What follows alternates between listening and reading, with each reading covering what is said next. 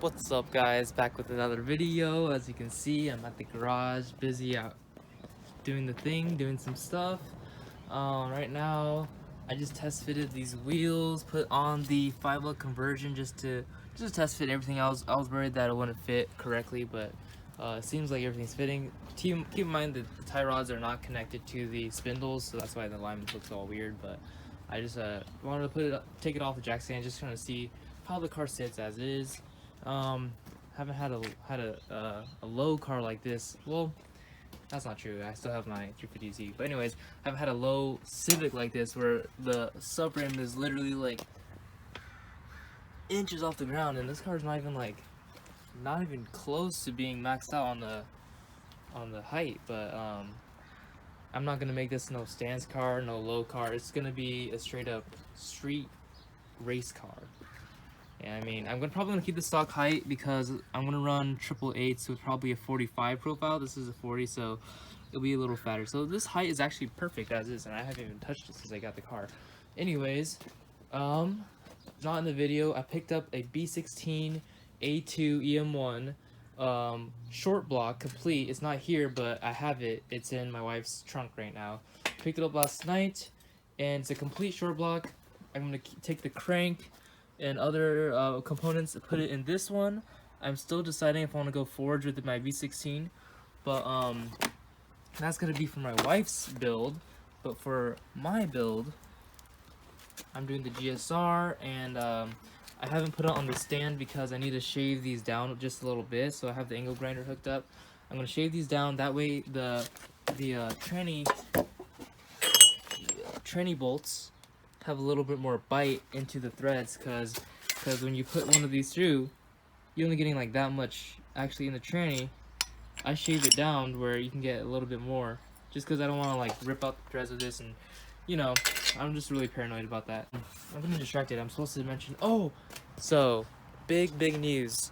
Today's a Friday. Tomorrow, Saturday morning, Ryan from the channel, he is gonna come and help me pull a LSV Tech full swap with the LS transmission, and we're gonna throw it in here. Maybe the same day, but we're gonna pull it for sure tomorrow around noontime.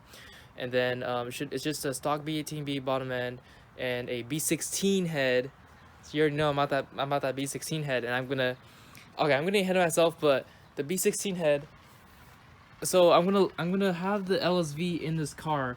It'll be running and driving. I might let my wife use this as her project car, and I might have to look for another shell. But she can learn how to drive and handle like a stock LSV, non-turbo or anything.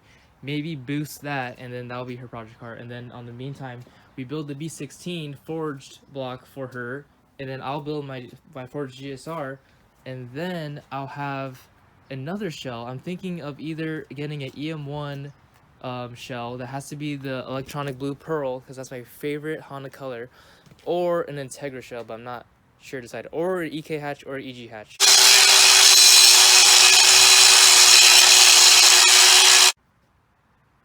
Alright guys, what's up?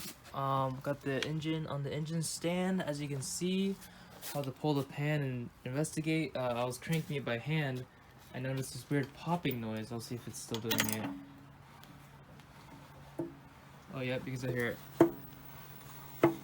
Sounds like a bad bearing or something, but hopefully not. I'm about to pull a pan and see for myself.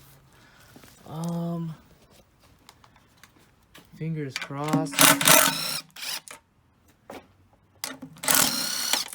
When I bought this block, I bought it from someone whom I trusted, so hoping it's nothing crazy. Moment of truth. Pan is coming off.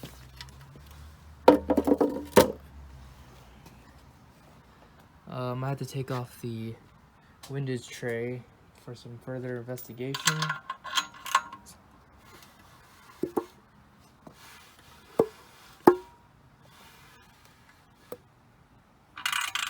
Yeah, it sounds like it's cylinder number 4, the rod. That's very unfortunate. Alright, took off the windage tray and the oil pickup, and some bad news. I found chunks of this I don't even know what this is inside the oil pickup. So something definitely went wrong. I definitely got effed on this deal.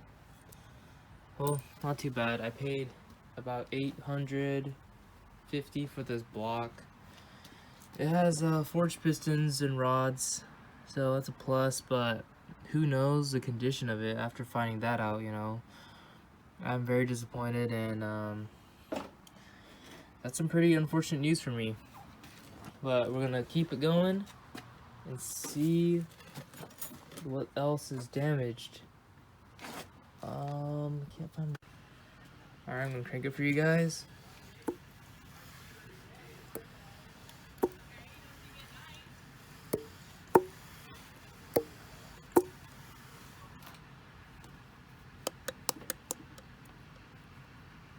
Definitely a little bit of play. I'm no expert. I think side to side is normal,